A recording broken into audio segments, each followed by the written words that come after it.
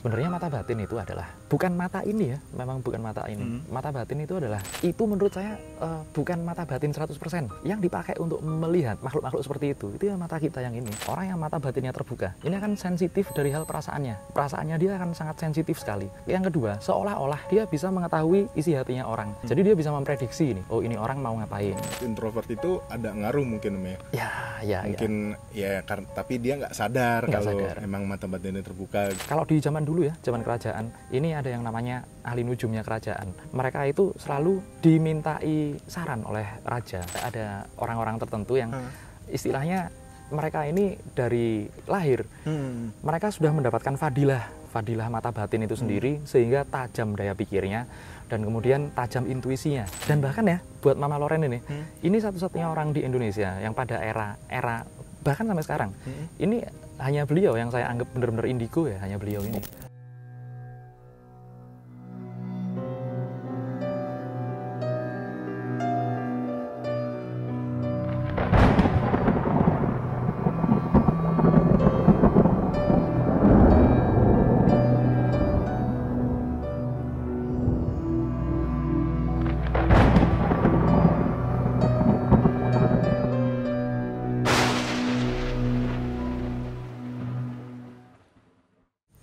Selamat datang kembali kawan-kawan dari dunia lain.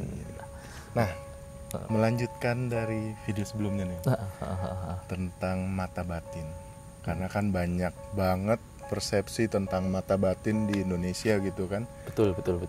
Kayak mata batin tuh apa sih?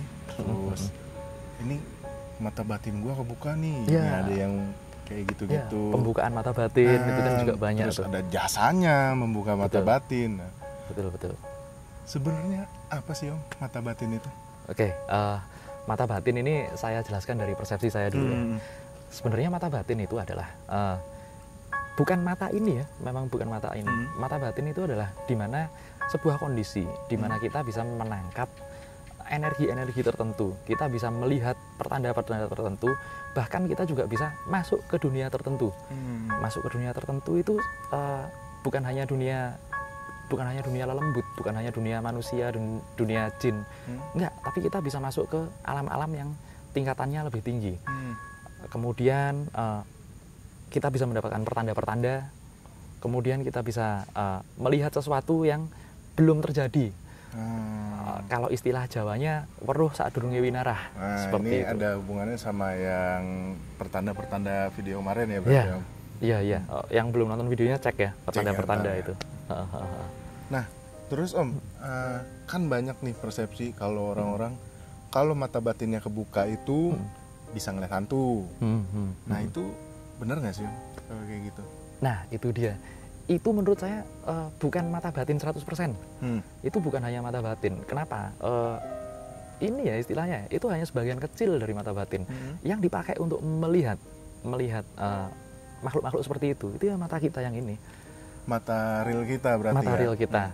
Nah, di saat kita masuk ke dunia lain, itu barulah mata batin berperan sangat besar di situ. Itu mata batin bukan kalau cuman bisa melihat makhluk-makhluk seperti itu orang nggak perlu latihan, orang nggak perlu apa-apa, tapi mereka juga dari kecil, anak kecil itu sudah bisa melihat makhluk-makhluk seperti itu.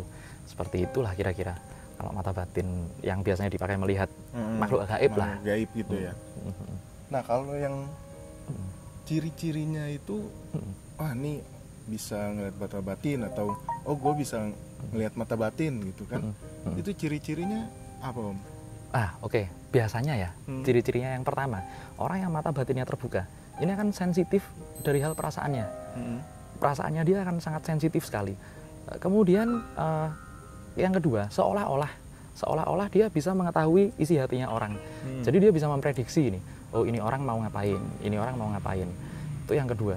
Yang ketiga, dia biasanya sering menyendiri karena apa yang dia mau omongkan itu otaknya ini memikirkan hal yang lebih banyak, jadi susah mau ngomong. Seperti itu. Mungkin kayak kalau zaman-zaman sekarang tuh anak-anaknya nyebutnya introvert itu ada ngaruh mungkin Om ya. Ya. Mungkin ya tapi dia nggak sadar kalau emang mata batinnya terbuka gitu kan ya. Nah, kalau misalkan mata batinnya udah terbuka gitu, itu kan ya kalau orang-orang kan bilang, oh mata batin gue kebuka, emang apa? Ya buktinya gue bisa ngeliat demit gitu. Nah, sebenarnya fungsinya mata batin itu apa sih?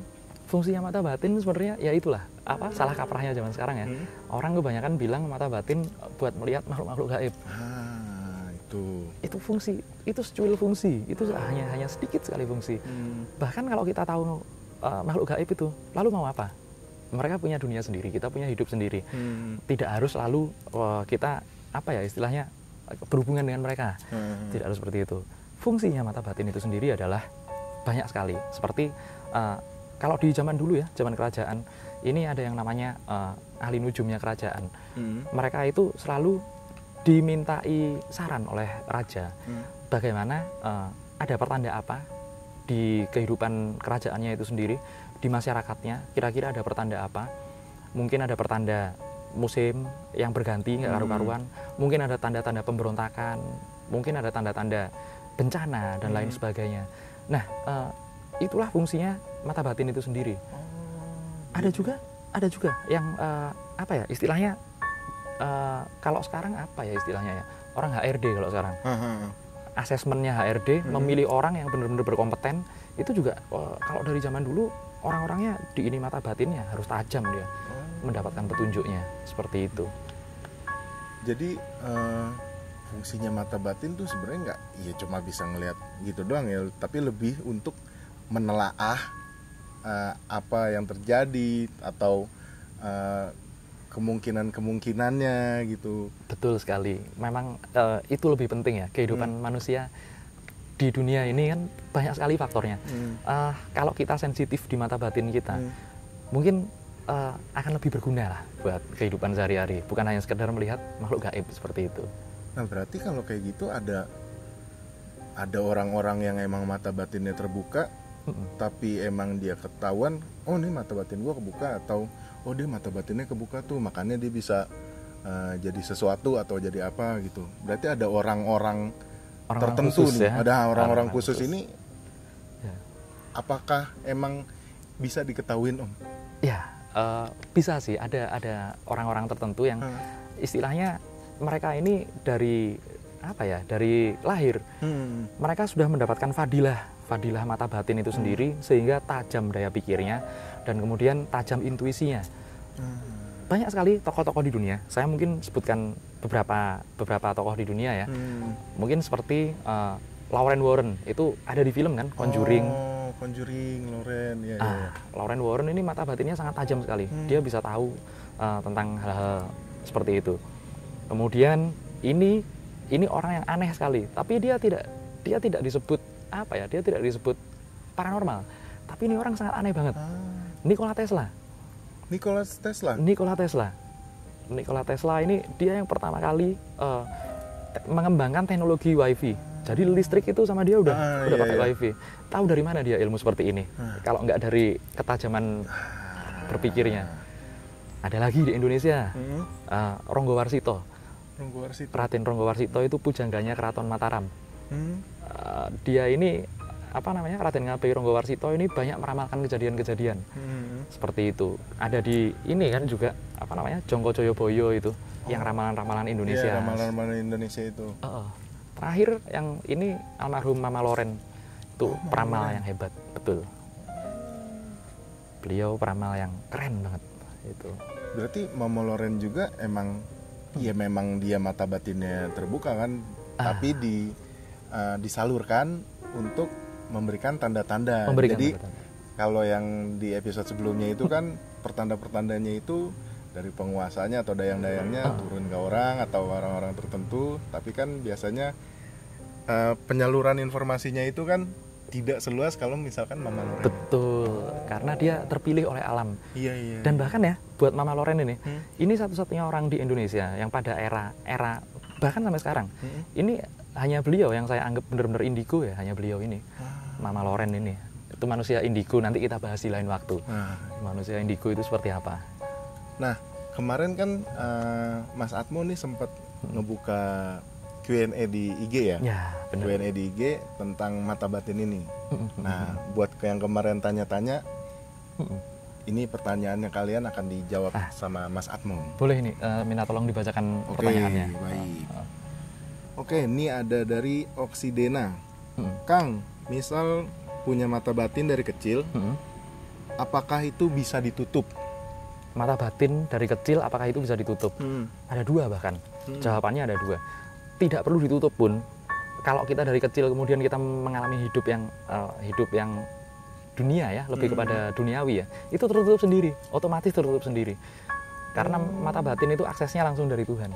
Oh, jadi bisa tertutup sendiri gitu ya? Bisa tertutup sendiri. Itu jawabannya ya, mata batin.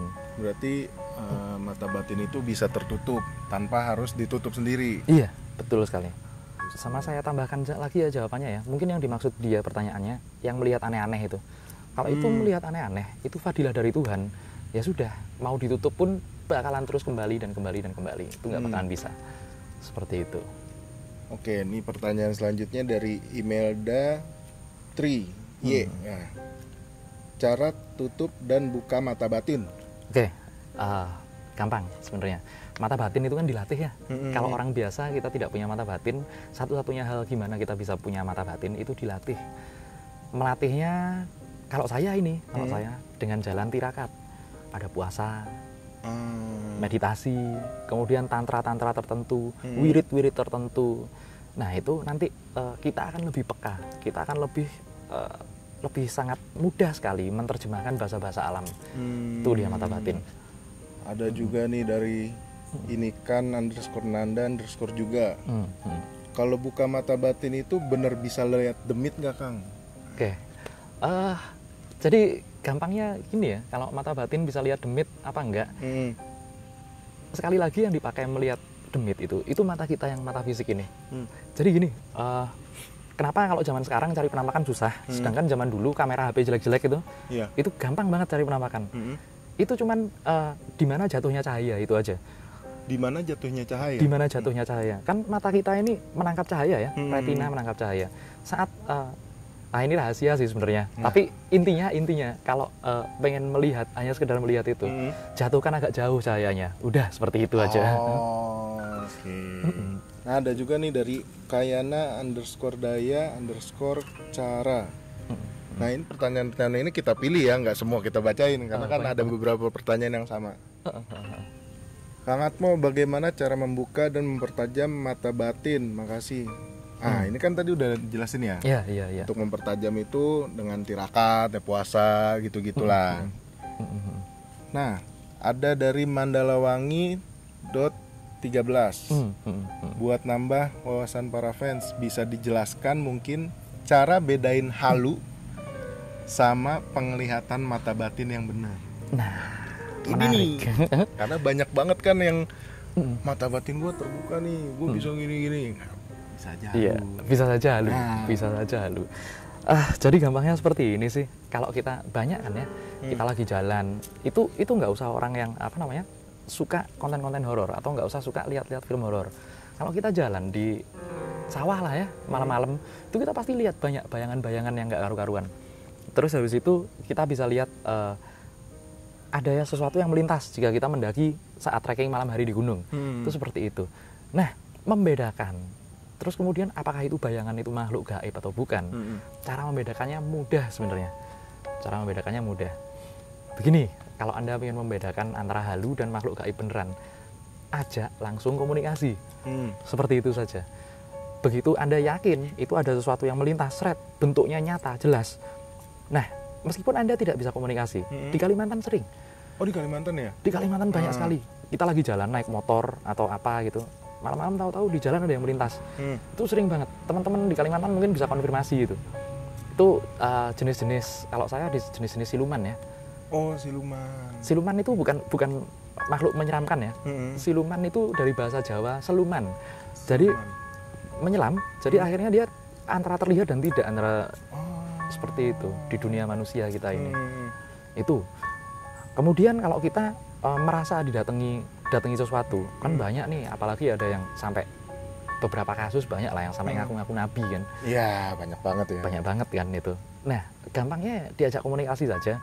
Dan kemudian data yang kita ambil dari makhluk tersebut, Itu kita konfirmasi dengan data-data yang ada di dunia nyata. Banyak kok kitab, catatan, prasasti, dan banyak hal lagi itu banyak sekali, banyak literasi lah pokoknya. Perlu cek ulang hal-hal seperti itu. Berarti yang kayak gitu-gitu emang harus dikonfirmasi ya, bukan sekedar gue dapet informasi nih. Ya dikonfirmasi dulu dong berarti kan. Bukan sekedar cerita lah ya, harus itu. ada data pembanding seperti itu. Oke, selanjutnya dari Clarence Serit. Oke. Cara bukanya gimana Mas? Tadi udah dibahas ya. Sudah dibahas, cara membuka mata batin. Meski sudah sensitif, nah berarti ini udah kebuka, udah sensitif, tapi belum lihat-lihat. Belum lihat makhluk gitu ya maksudnya? Belum lihat makhluk. Oke, ini kadang-kadang terjadi pada orang yang berada di lagi tanggung dia antara bisa dan tidak. Ini sering terjadi karena apa? Kekuatan badannya sudah tinggi sehingga makhluk-makhluk yang lebih lemah itu nggak akan bisa nampak oleh dia karena badan manusia kalau sudah ada energi tingginya itu terbentuk gelombang proteksi lah. Akhirnya makhluk-makhluk yang remeh, yang lemah itu susah untuk mendekat ke dia. Itu. Tapi dia belum bisa mampu berkomunikasi dengan makhluk yang frekuensinya lebih tinggi. Oh, I see. Seperti itu. Berarti jadi kayak ada hierarki energinya itu ya. Betul. Ketika Betul dia sama dia bisa melihat dan berkomunikasi. Ketika dia untuk yang lebih tinggi nggak bisa berkomunikasi. Sama yang lebih rendah bisa juga. Betul gitu kan. Itu ada ininya ya, ada analoginya di dunia kita. Ada analoginya di dunia kita. Makhluk gaib nih ya, makhluk gaib itu jin, jana yang tidak terlihat, ya kan? Nah, kita tinggal cari teknologinya atau kita tinggal mengasah diri kita, seperti itu mudahnya. Karena virus itu juga bukan makhluk yang terlihat mata, tapi ada. Iya ada. Ya kan? Nah, virus bisa dideteksi dengan mungkin mikroskop, laboratorium dan segala macam. Itulah bedanya Barat dan Timur. Kalau orang Barat itu kangen sama orang tuanya ya di jauh ya.